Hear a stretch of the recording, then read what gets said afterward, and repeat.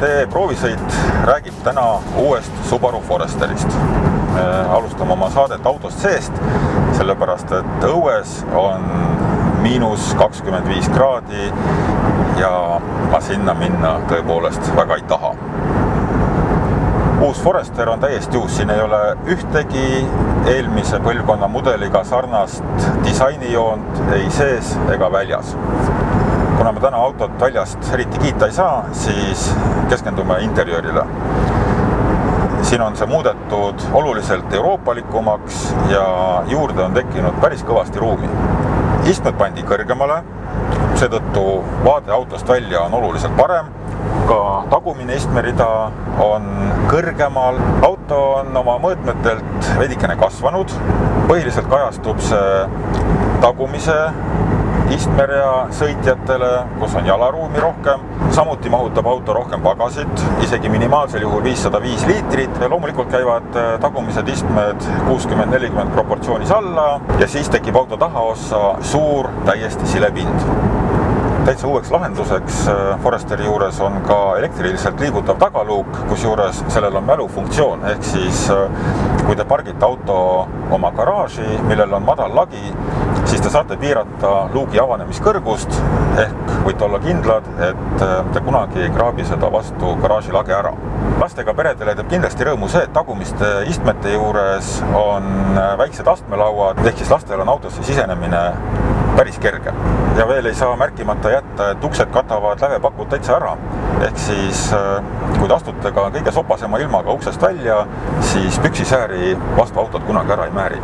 Täiesti eraldi teema on Subaru müraisolatsioon. Kui vanal mudelil kostis salongi nii tuule kui ka kiviklibu müra kruusateedel sõites, siis nüüd on kõvasti aerodünaamilisi omadusi parandatud ja see avaldub ka aerodünaamilises takistusteguris, mis on maasturisegmendile päris hea ehk 0,33. Ja räägime siis ka mootoritest. Subaru pakub Foresterile 3 2-liitrist lamamootorit. Vabalt hingava 2-liitrise agregaadi võimsus on 150 hobujõudu ja maksimaalne pöördemoment küünib 198 Newtonmeetrini. 2-liitrine bokserdiisel arendab 147 hobujõudu ja pöördemoment on 350 Newtonmeetrit. Aga õige maiuspala on uus otsepritsega turbomootor, aga arendab see 240 hobujõudu ja 350 Newtonmeetrit. Käigukastidest nagu ikka kuuene manuaal ja Subaru tuntud Lineartronic variaator. Mainigem siis ära, et Lineartronic on üks väheseid spetsiaalselt nelikveolistele autodele mõeldud variaatoreid.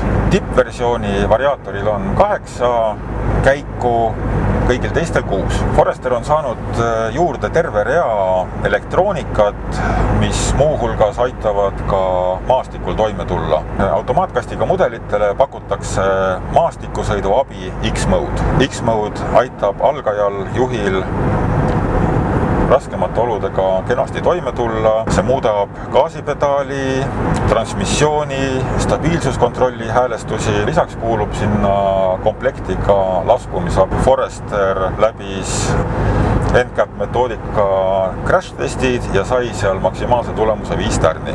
Foresteril on 4 varustusastet.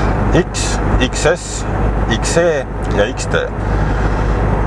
Põhimõtteliselt on kõik peamine sõiduks olemas juba ka kõige alamal astmel, aga ma usun, et niisugune juba väikeste mugavustega asi algab XS-ist.